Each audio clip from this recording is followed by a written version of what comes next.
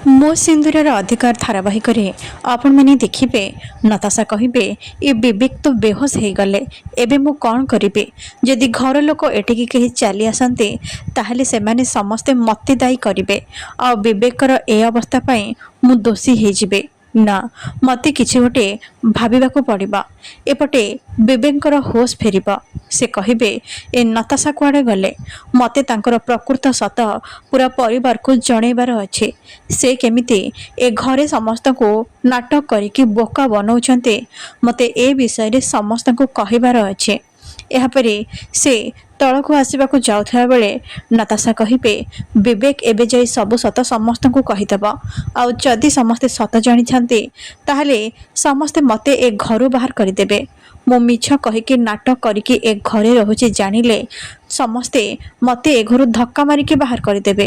ମୋର ସବୁ plan fail ହେଇଯିବ। ମୋତେ କିଛି ଗୋଟେ କରିବାକୁ ପଡ଼ିବ।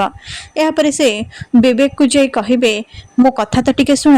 ମୁଁ କ'ଣ କହିବାକୁ ଚାହୁଁଛି ଥରେ ଶୁଣିନିଅ। ତାପରେ ତମେ ପରିବାର ଲୋକଙ୍କୁ ସବୁ ସତ ଜଣେଇବ। ଏହାପରେ ସେ ବିବେକଙ୍କୁ ବେହୋସ କରିଦେବେ ଆଉ ଜାଣିଶୁଣି ମିଛ ନାଟକ କରିବେ। ଏପଟେ ବିବେକ ତଳକୁ ଆସେ ସମସ୍ତଙ୍କୁ ସତ ଜଣେଇବାକୁ ଯିବାବେଳେ ନତାଶା ଆସି କହିବେ ବିବେକ ମୋ ସହିତ ଜୋର ଜବରଦସ୍ତ କରିବାକୁ ଚେଷ୍ଟା କରୁଥିଲେ। ବିବେକ କହିବେ ଇଏ ମିଛ କଥା କହୁଛି।